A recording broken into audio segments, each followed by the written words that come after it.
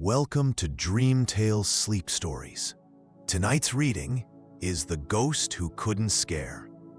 Settle into your bed or sofa and let your shoulders, jaw, and eyelids grow heavy. Inhale slowly. 1, 2, 3, and sigh the air away, allowing the day to fade into quiet dark. With every soft inhale, you invite fresh English phrases. With every gentle exhale, stray thoughts drift farther off. Behind my voice flows a gentle theta wave melody, renowned for guiding the mind toward deep relaxation. Soon the music will shift into soothing alpha wave tones, carrying you toward a calm shoreline of dreams. Keep your eyes closed or follow the captions, whichever feels right. Simply receive the rhythm and resonance of the language. Deep in rest, tonight's phrases will take root like seeds, ready to bloom into stronger English skills with the morning light. When you feel settled, hold that unhurried breath and allow yourself to drift into the tale. The Ghost Who Couldn't Scare begins now. And when the story's final line has faded, the music will linger a little longer, carrying you gently deeper into sleep. The Ghost Who Couldn't Scare. Charlie Henderson had been a stand-up comedian for 15 years before the unfortunate incident with the falling stage light ended his earthly career. It happened during his best performance yet at the Edinburgh Comedy Festival, right in the middle of his signature joke about airline food. The audience thought it was part of the act until the paramedics rushed on stage. When Charlie opened his eyes again, he was floating 3 feet above his own body, watching the chaos below. "Well," he said to himself, "this is going to make a great bit for my next show." Then he remembered there wouldn't be a next show. The transition to the afterlife was surprisingly bureaucratic. Charlie found himself in a long queue at what looked like a DMV office, but with more fog and eerie lighting. A bored-looking skeleton behind a desk stamped his file and handed him a handbook titled "So You're Dead, A Beginner's Guide to Haunting." Henderson Charles, comedian, died, let's see, making people laugh, the skeleton read from his file. "You're assigned to Sector 7, the old Blackwood Mansion. Standard haunting duties apply. Next." Charlie floated out of the office, clutching his handbook. According to the guide, his job was simple: scare the living, maintain the reputation of his assigned haunting location, and meet his monthly fright quotas. How hard could it be? The Blackwood Mansion was a classic haunted house.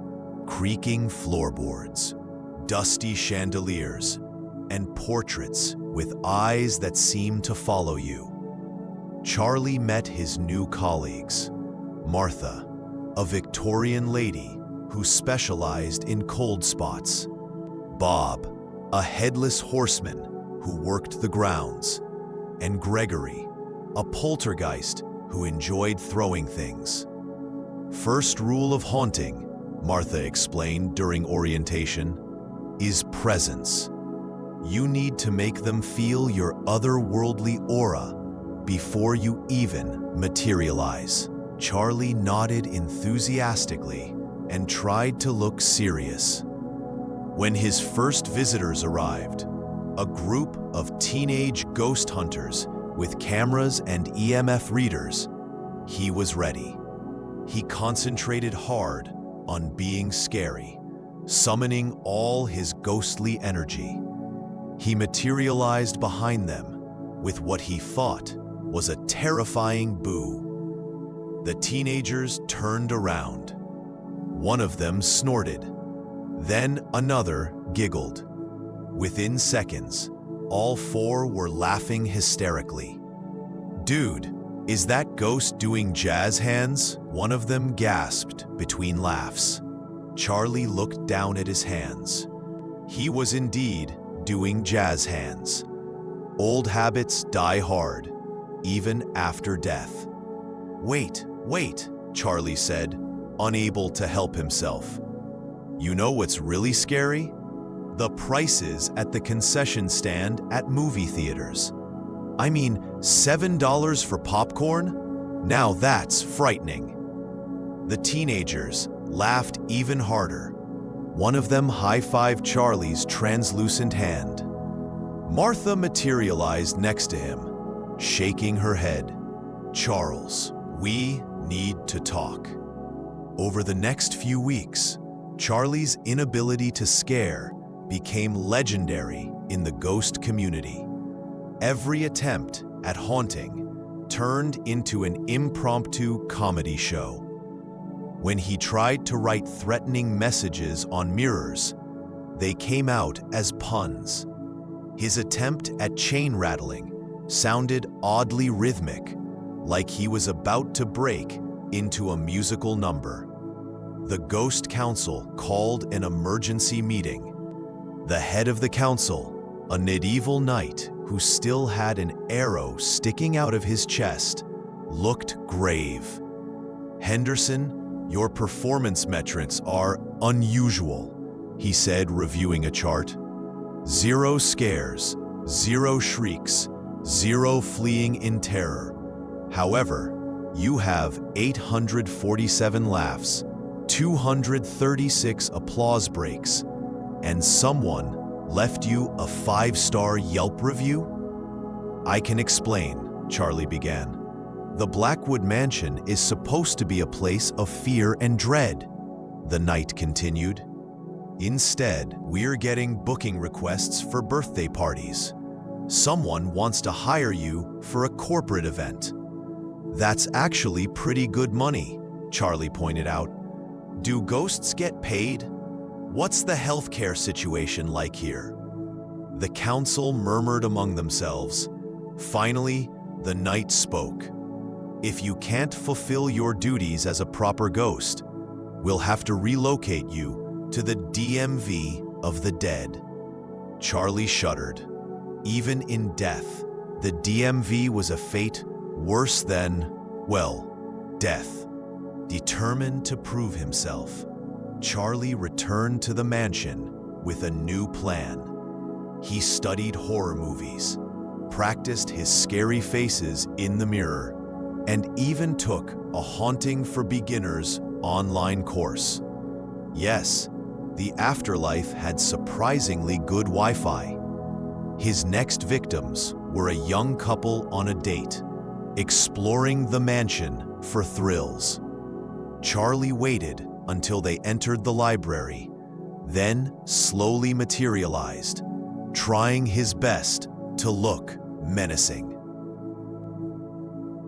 "Beware," he intoned in his deepest voice, "for I am the spirit of this cursed place, doomed to walk these halls for all eternity, because," he paused, "because I couldn't find the exit." Seriously, have you seen how confusing the layout is here? It's like they designed it using a magic 8-ball. The couple looked at each other, then burst out laughing. "Oh, come on," Charlie exclaimed. "I had fog and everything. Look, I'm literally glowing with otherworldly energy." "You're glowing like a nightlight," the woman said, wiping tears from her eyes. "It's actually kind of soothing." Charlie slumped against a bookshelf, which was challenging since he was incorporeal. I'm going to get fired from being dead. How is that even possible? The man sat down on a dusty chair. Hey, don't feel bad. You're the first ghost who hasn't made my girlfriend scream and demand to leave. That's actually pretty cool.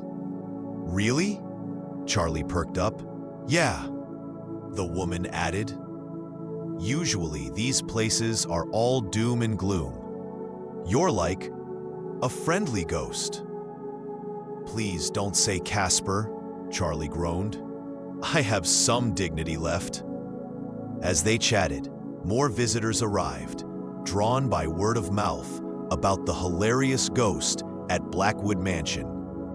Soon, Charlie was performing his old stand-up routine to a packed house of living and dead alike. Even Martha cracked a smile when he did his bit about Victorian fashion. You know what the real horror is? Charlie asked his audience. Eternity without coffee. Do you know how hard it is to haunt on no caffeine? I tried to possess a coffee maker once. Ended up making everyone lattes. The success of Charlie's unconventional haunting style caught the attention of the media. Comedian Ghost revolutionizes haunting industry, read one headline. Dead Funny, the spirit who trades scares for laughs, read another. The Ghost Council called another meeting, but this time the mood was different. Henderson, the night began, trying not to smile. Your methods are unorthodox. However, the Blackwood Mansion has had more visitors in the past month than in the previous decade. The tourist board is thrilled. The mayor wants to give you a key to the city. Can I hold a key? Charlie asked. That's not the point, the knight continued. We've decided to create a new category of haunting. Entertainment haunting. Congratulations, you're the first official comedy ghost. Charlie was elated. He floated 3 extra feet off the ground in celebration. Back at the mansion, Charlie's new status attracted other ghosts who had been struggling with traditional haunting. There was Patricia, a former kindergarten teacher who kept trying to help visitors with their homework. Steve, a chef who couldn't resist improving people's recipes. And Margaret, a therapist who kept asking visitors about their feelings. Together, they transformed Blackwood Mansion into a unique attraction. Charlie performed nightly shows. Patricia ran educational tours. Steve hosted ghostly cooking classes, though no one could eat the food. And Margaret offered supernatural counseling sessions. One night, a familiar face appeared in the audience. Charlie's wife, now in her 80s, supported by her grandchildren. I heard about a funny ghost here, she said, not recognizing him at first. Then Charlie performed the joke he always told her when she was sad, the one about the penguin and the mechanic. Her eyes widened. Charlie? She whispered. He floated down to her level. Hey, beautiful. Sorry I'm late. Death took longer than expected. Through tears and laughter, they talked. She told him about her life, their children, their grandchildren. He told her about his new existence, his ghostly friends, and how he was still making people laugh. I'm proud of you, she said. You found a way to be yourself even after death. Well, you know what they say, Charlie replied. You can take the comedian out of life, but you can't take the life out of the comedian. Wait, that doesn't make sense. I'm dead. Let me workshop that. She laughed, just like she always had at his terrible jokes. As the months passed, Charlie's reputation grew. The Blackwood Mansion became a must-see destination. The Ghost Council established the Henderson Award for innovative haunting. Other haunted locations began experimenting with different approaches. There was now a haunted library with ghosts who helped with research, a haunted restaurant where spectral chefs gave cooking tips, and even a haunted gym where ghostly personal trainers provided motivation. Charlie had found his purpose in the afterlife. He might not be able to scare anyone, but he could do something better. He could make eternity a little brighter, one laugh at a time. One evening, as Charlie prepared for his show, Bob the Headless Horseman approached him. "You know, Charlie," Bob said from somewhere near his chest, "I've been thinking about trying some physical comedy. Maybe juggling my head?" Charlie grinned. "Now you're thinking. We could work up a whole routine. I'll be your straight man. Well, straight ghost." As the audience filed in, Charlie looked around at his unusual afterlife. The mansion was full of laughter. His friends were happy. And he was doing what he loved. Death, it turned out, was just another stage. "Good evening, ladies and gentlemen, living and dead," Charlie announced, floating center stage. "Welcome to the Blackwood Mansion, where the only thing that dies is your bad mood." Speaking of death, you know what nobody tells you about being a ghost? The health insurance is terrible, but the life insurance pays out immediately. The crowd roared with laughter, and Charlie knew he was exactly where he was meant to be. Some ghosts were born to frighten, but Charlie Henderson was born to enlighten, even if it took dying to figure that out. And so, the ghost who couldn't scare became the spirit who lifted spirits, proving that sometimes the best way to haunt a place is to fill it with joy. After all, laughter is eternal, just like Charlie.